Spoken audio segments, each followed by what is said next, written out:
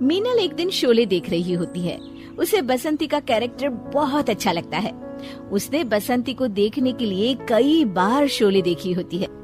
उसे वो कैरेक्टर इतना पसंद आ जाता है कि उसे खुद पता नहीं चलता कि कब वो खुद बसंती की तरह बात करने लग जाती है। एक दिन उसका पति संजय उससे कहता है, मीनल, मेरी घड़ी कहाँ रखी है? टेबल पर ही तो रखी थी, मिल नहीं रही। अब मैं बोलूंगी तो बोलोगे कि बोलती है, क्योंकि देखने वाली बात ये है कि जब घड़ी घर में है ही नहीं तो टेबल पर रखी होगी कैसे? क्योंकि अगर रखी नहीं होगी तो मिलेगी कैसे? अरे क्या बोल रही हो मिनल, साफ साफ बोलो ना। क्योंकि मुझे ज्यादा बोलने की आदत तो है नहीं, पर अगर आप पूछ ही रहे हैं तो मैं बता देती हूँ कि आपकी घड़ी हो गई थी बंद। तो आपने कहा था कि दुकान में दे आओ बनवाने को। अब दे आए हो तो चूंकि आपको याद ही नहीं है। ओह, याद आया, मैंने ही तो कहा था तुमसे। देखो अब हो गई ना बात साफ। तो आप कहोगे कि सॉरी मिनल, मैंने तुम्हारा सुबह का वक्त खराब किया। पर देखने वाली बात है कि वक्त तो खराब हुआ ही है, पर मिनल इतनी भी बेवकूफ नहीं है कि अपना और वक्त खराब करे। इसलिए मैं जा रही हूँ किचन में। जय राम जी की। मीनल किचन में चली जाती है और संजय हैरान रह जाता है। अरे बहू, आज क्या बन रहा है खाने में? मम्मी जी, खाने में तो वही बनेगा ना जो सब्जी आपके बेटे खरीद के लाए थे, गोभी लाए थे, तो वही बना रही हूँ। अब समझने वाली बात ये है कि आपको अगर कुछ और बनवाना था तो आप कह देती तो मैं बना देती। मीनल को तो कभी कोई काम करने में आलस आता ही नहीं। अरे बहू बस कर, तू तो रेलगाड़ी की तरह बोलती ही चली जा रही है।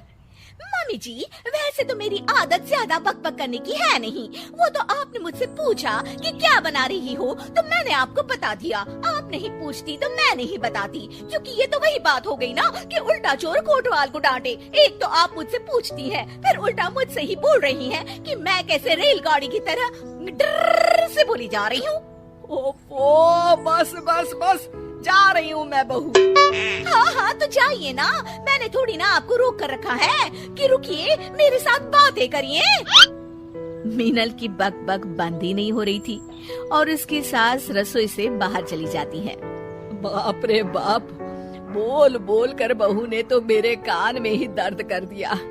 लगता है कि इसमें बसंती की आत्मा आ गई है। मीनल अपने कमरे में मैगजीन पढ़ रही होती है, तभी उसकी सास वहाँ आती है। अरे मम्मी जी, आज आप इस वक्त मेरे कमरे में, वैसे मुझे कोई प्रॉब्लम तो नहीं है, पर आप इस वक्त सो रही होती हैं, तो इसलिए मैंने पूछा, वरना मेरा कोई ऐसा इरादा नहीं था। क्योंकि आप सास हैं, आप कभी भी कहीं भी आ जा सकती हैं।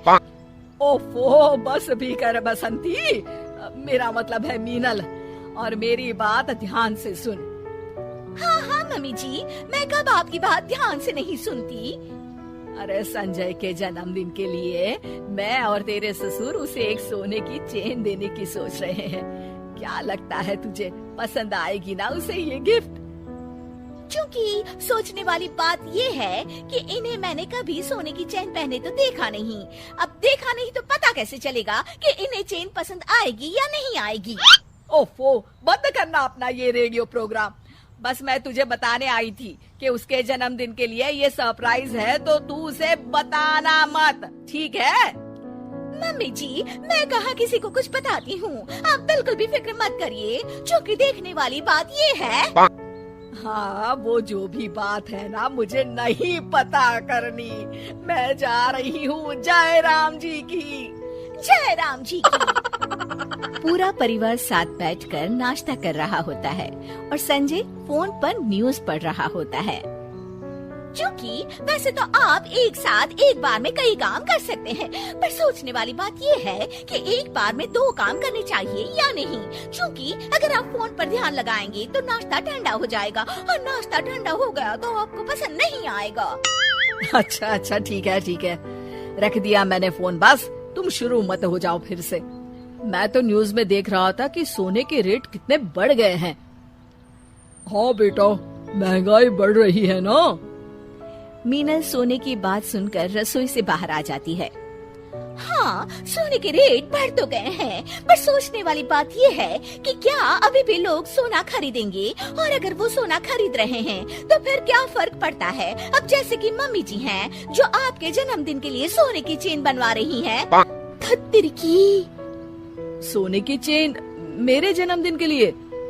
सास और ससुर मीनल की तरफ देखकर अपना सर पकड़ लेते हैं। क्योंकि अब सोचने वाली बात यह है कि गलती तो मुझसे हुई है, तो माफी भी मांग ही लेती हूँ, पर सवाल ये उठता है कि माफी मिलेगी या नहीं।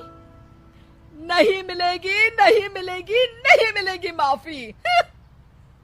मीनल के बसंती बनने के चक्कर में हो गया बर्थडे सरप्राइज का सत्यानाश।